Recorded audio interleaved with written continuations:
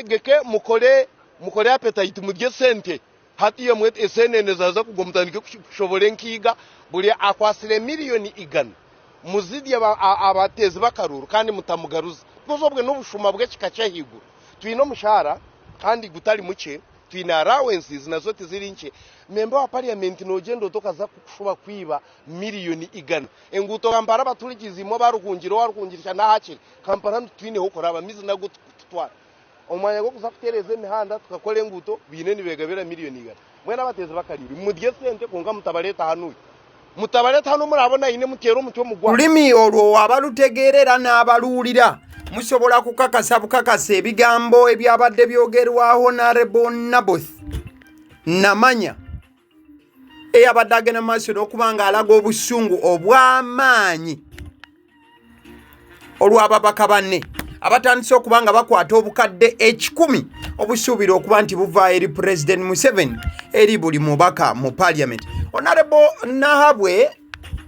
Honorable Naboth Namanya yagenze maaso n'okubanga agamba banne nti sente zo muzirya oba muzirya naye nga mukimanyi bulungi nti bwe mudda teri munnansi agenda kubanga abakombya ku kalulu. Tubadde tulyawo enkya ya leero omukulu gw'olaba ye Honorable Muwanga ono nno nga yayimiridde mu kifo kya leader of opposition Joel Ssenyonyi atali mu ggwanga yagenda maaso n'okubanga akwasaganya emirimu gy'ekibiina ki NUP wamu n'eggwanga mu United Kingdom. Onako olwaleero n'atuuzizza meeting eyembagirawo era ebibaddemu bye bino.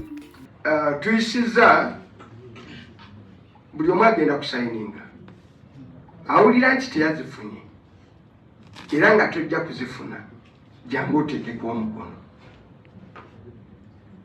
Tubasaba mwenna gye muli ng'oli naffe ng'olya ssente zino tuwazitutte era tojja zitwala jangu oteekeko omukono ku kigambo ekigamba sijja zitwala saazitutte era nzikola ki nzevumirira. Kyekitono kye tusobola okukolawo kubanga tetuli mu mitima gy'abantu tesusula mu nnyumba z'abantu tetubeera nabo ekiro n'emisana ate tetugenda kubalondanga nte n'olwekyo tuli balaalo titugenda eyo tulonda ababaka olw'eggulu oyiseewa olw'oyisuzeewa obwo obusobozi tetubukola ki tetubuyina.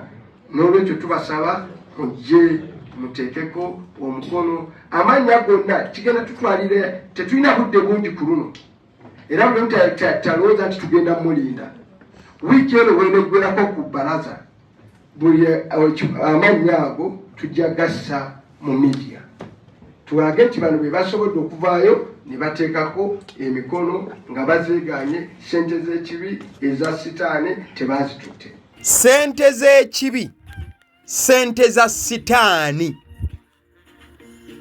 tebazitutte. Sitaani yaani era sente ez'ekibi ze ziriwa mukadde nga kano sente ezogerwako ez'ekibi bwe bukadde 10 obusuubirwa nti buli MP yagenze maaso n'okubanga afunako omutemwa gwe buli omu ng'afuna 10 so si mutemwa nti 10 bakyawutemu buli MP ng'agenda maaso n'okuba nti afuna miliyoni 10 bweddu. Oluvannyuma lw'okuba nti amawulire agabadde gatambula galaga nti ba MP ba NRM be bokka abafunye ku bukadde 10 nti ne ba MP aba opposition mwe bali abawerera ddala abafunye ku ssente zino ez'ekibi nga Honorable Muwanga bw'ayogedde. Akakiiko koyinza okuyita the opposition caucus in parliament kabadde tekasobola kubanga kasirika bagenze maaso n'okubanga batuula katusooke tuyite mu kiwandiiko oba ebbaluwa efulumiziddwa bano wabulanga buli mubaka agamba nti nze zino ssente nedda alina okugenda maaso n'okubanga asayininga ku bbaluwa eno. Katusooke tutunuulire ebbaluwa eyagenze maaso n'okubanga efulumizibwa na biki ebiri mu bbaluwa eno kigambo ku kigambo osobola okugenda maaso n'okubanga omanya mukwano gwange MP wo ebbaluwa eno agenda kugisayininga oba ebbaluwa eno MP wo agenda kuweefuula atagirabye obukadde 10 agende maaso n'okubanga abuteeka mu nsawo. Katuwuliriza amateeka amakakali agafulumidde mu kiwandiiko ekyaba MPs ba opposition abagamba nti buli muntu ssebo olina okukwata ebbaluwa n'oteekako omukono era ne weegaana essente z'ekibi. Ebbaluwa eno ebaddeko omutwe omukulu waggulu ogamba nti Parliament of Uganda oba Parliament y'eggwanga nnyaffe Uganda, Office of the Leader of the Opposition. Ebbaluwa eno evudde mu yaafisi ya LOP oba LOP Joel Senyonyi, office eyo gy'atwala eya Leader of Opposition. Ne bateekako endagiro ya Parliament yonna mu bujjuvu, obulawo si bwe tujogera maaso n'okubanga ffe tuteeka essira. In any correspondence on this subject, please quote number. Tugende mu bbaluwa. Office of the Leader of the Opposition, Parliament of Uganda resolution on 10th April 2025. Ennaku z'omwezi leero ziri 10 mwezi gwa April. Ebbaluwa olwaleero lwennyini egenze maaso n'okubanga efuluma era nga wenkolera eggulire lino ebbaluwa eno yakamala essaawa 2 zokka ng'emaze okubanga efulumizibwa. Abagamba nti Office ya Leader of Opposition mu Parliament ya Uganda batuuse ku nzikiriziganya oba resolution olunaku olwaleero ng'ennaku z'omwezi 10. Wuliriza kano. With the undersigned members of Parliament in the opposition in Parliament of Uganda aware of the ongoing payment in cash secrecy. Awo nno wengenda okugendera wali nnyinnyonnyola abantu abadde bagamba nti ba MPs sente bazibawa mu ngalo tebalina za akawunti. Ekyo tugenda kuba nga tukyogerako maaso awo. Lwaki ba MPs balabiddwa ku butambi nga bayingira okuba nga beefunira ku bisawo bya ssente ebibalirwamu obukadde 10 bweddu. Awo tugendawo katusooke tumalirize ebbaluwa eno omukwano gwange agenda maaso okuba nti olaba eddakiika eno essaawa zino. Kale nti ffe ba MPs abagenze maaso n'okuba nga tuteeka wano emikono tukakasa bulungi nnyo embeera y'okusasula essente, embeera eno ng'eri mu kyama cash secrecy of Uganda shillings 100 million shillings ey'obukadde 10 bweddu to all NRM MPs, some MPs in the opposition and independent MPs in Parliament. Nti sente zino nga zaweereddwa ba MPs ba NRM ne ba MP abamu mu opposition ate ne ba MPs abamu abajja mu Parliament wabula nga bajjira ku kaada eya independent. Wuliriza obukwakulizo obuli mu bbaluwa eno na byonna ebiwandiikiddwa mu bbaluwa. Deeply concerned by the alarming and unprecedented levels of corruption, abuse of authority to the detriment of Ugandans. Bano no bagamba nti bagenze maaso n'okuba nga bakwatibwako nnyo olw'enguzi efumbekedde mu Parliament n'enkozesa embi ey'obuyinza mu Parliament y'eggwanga nnyaffe Uganda. Kati nno bwe bati we bamaliza eno wansi oba resolution oba ebyo ebituukiddwako bagamba bwe bati. Now therefore resolve as follows. Nti na bwe kityo tusazeewo nga bwe tuti ku nnamba esooka. Condemn the gift of the Uganda shillings 100M paid out of classified budget of State House. Nti bagenda maaso n'okuba nga bavumirira ekirabo ekyabukadde 10 sente zino nti zaavudde ku classified budget eya State House. Nti oba zaavudde mu maka amakulu ag'eggwanga President w'eggwanga gy'abeera mu budget eyo emanyiddwa nga classified budget. Watategeera classified budget mukwano, waliwo budget eyo ekolebwa nga ya State House, ensasanya ya State House era ng'eyitibwa the classified budget. Bano bagamba nti sente zino zandibanga mu kittavu ky'amaka g'omukulembeze w'eggwanga gye zaavudde. Number 2. Reject the gift of Uganda shillings 1M with all the contempt it deserves. Reject the gift of Uganda shillings 100M with all the contempt it deserves. Nti mu bbaluwa yaabwe basazeewo okugaana obukadde 10 ne sekugaana yenna nga bwe basobola. Kawaayiraako okusatu mu bbaluwa eno kano nno nga kagenda maaso n'okuba nga kateekamu ne President w'eggwanga ate era ne kagenda maaso n'okuba nga kateekamu oyo yenna eyaweereddwa ensimbi zino okuzikwata ogenda maaso n'okuba nga aziwa ababaka obukadde 10 eyazikwasiddwa nti kwata ekisawo kino genda obagabanye. Number 3.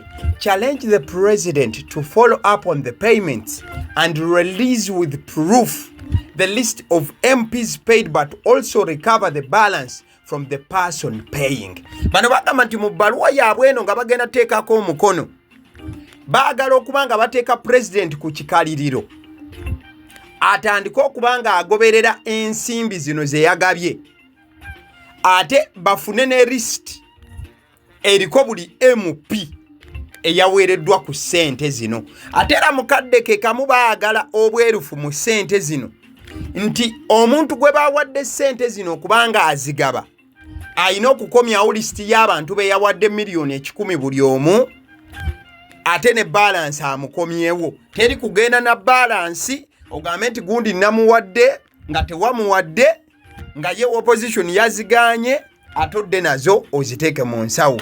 Bino byonna bibadde mu baluwa abakulu ba MPs aba opposition gye bagenze maaso n'okubanga bateekateeka ng'emabega waayo buli omu alina okuba nga ateekako omukono. Kasita kiba nti gw'ogamba nti ze ssente sijja zikombako dda wali mu lujjudde sayininga ensi ekulabe. Tugende mu maaso.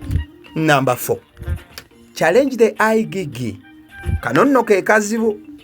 Challenge the IGG to swing into action to recover all the payments and prosecute the culprits. Bano no bagenda kuteeka kaliisoliiso wa gavumenti era ku kikaliriro aveeyo mu bwangu zino ssente zonna nga zimaze okuweebwa ba MP ate azibajjeko akwate na buli muntu gwe bawadde ssente zino.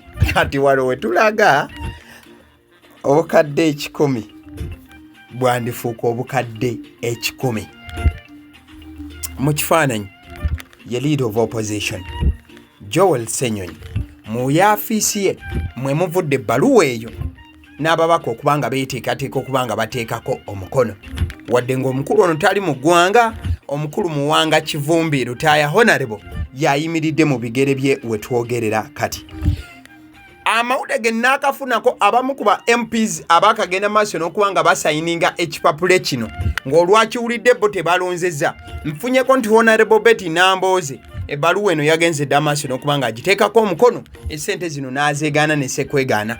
Francis Zaake oba Honorable Zaake Butebi yagenze maaso n'okubanga yeegaana ebbaluwa eno like nga yeegaana obukadde 10 n'ateeka omukono ku bbaluwa. Omukulu Honorable Muwanga Kivumbi Lutaaya yagenze maaso n'okubanga ateekako omukono.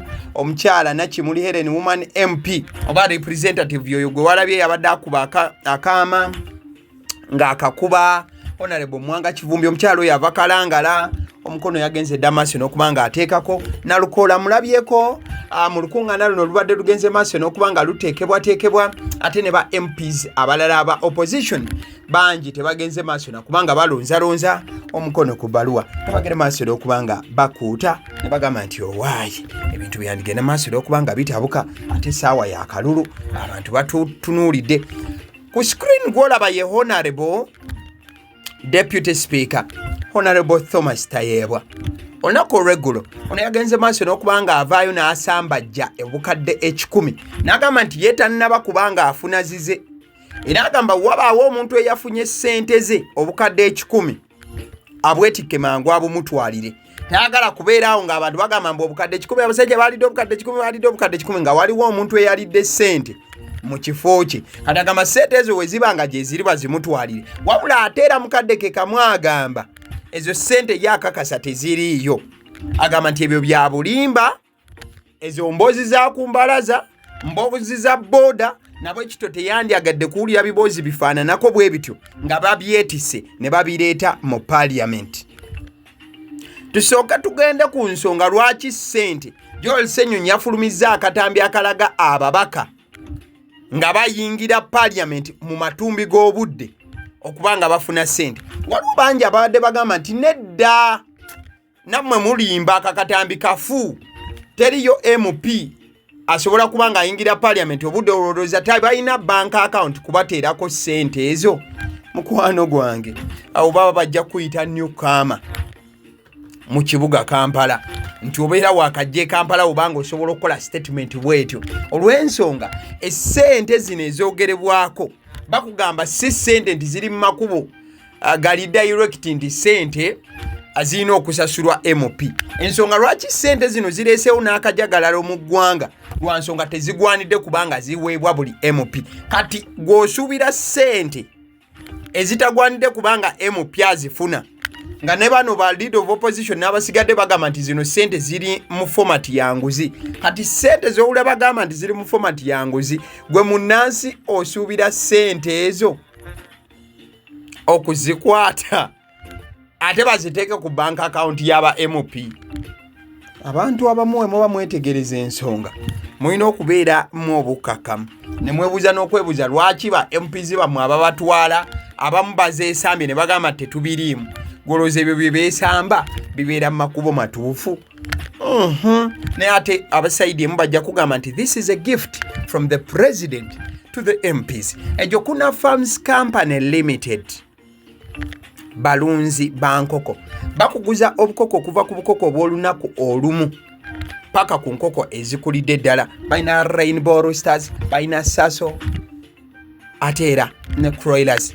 Basangibwa Ntinda kumpi ne Victory Church. Mukadde kamuna kugamba nti bw'ovanga ku YouTube channel ya Agaliwo wenenyanga weka information obeera ogifiiriddwa ate oba ogenda maaso n'okubanga ogisibwa. Kati kitu ky'obeera olina okukola buli w'olaba video eya Agaliwo gilikinge. Bw'omala okubanga olikinga video eyo gisharingireko munno ate kubanga togisharinze at least subscribinga. Bw'obanga byonna tobikoze nkunyigidde weeraba bye.